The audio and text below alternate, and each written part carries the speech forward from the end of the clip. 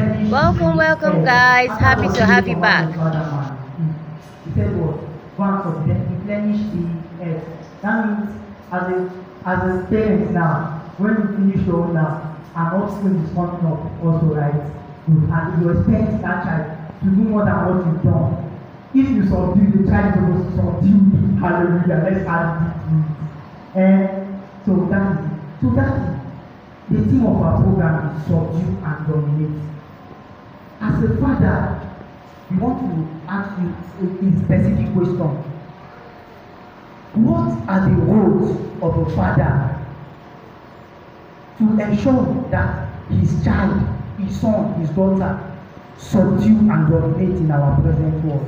Hallelujah. We are going to be giving you 5 minutes, sir, to help us. God bless you, sir. Praise the Lord. I thought we would clap. We are too very easy for to just call up on the constant here. You know this you.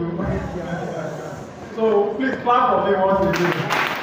And clap for my co-speaker. Maybe I'll be the speaker of the next assembly. So just go straight to our subject of discussion. God has given us commandment to subdue and dominate and replenish the earth. But in doing this, parents have a lot of roles to play in making sure, and everybody will want to manifest such free will.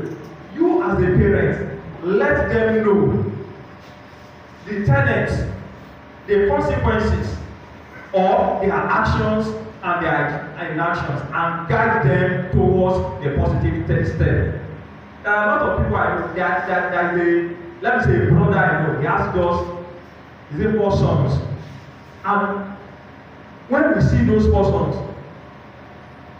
let me say 2 of them have graduated, 1 dropped out of school, the last one is in university, just 4 sons. Wonderful sons. While they were going, he has a car. Even before he had his first son, he already has a car. And this boy grew under his watch, 18, 19, 20. The first one didn't even handle a car. He gets them to the extent that me and my wife will always say, God really helped this man. All his children are. If their father is somewhere, they dare not talk. When their father is there, we say, God really help for now to take care of it. But they don't give me problem. But eventually, one of them, today, as I'm speaking, he dropped out of school. He's not even nowhere to be found.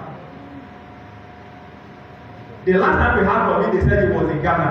His father even called me and I said, please, pray for this boy. What happened? The boy exploded. And the opportunity, he went to University of Minot. When he just got there and saw the opportunity that he didn't see, he used the opportunity to explode, and he could no longer be caged.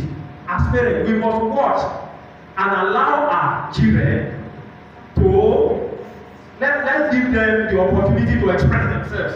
Then we'll be able to know where we are going to focus our attention and our prayer. God bless you, sir.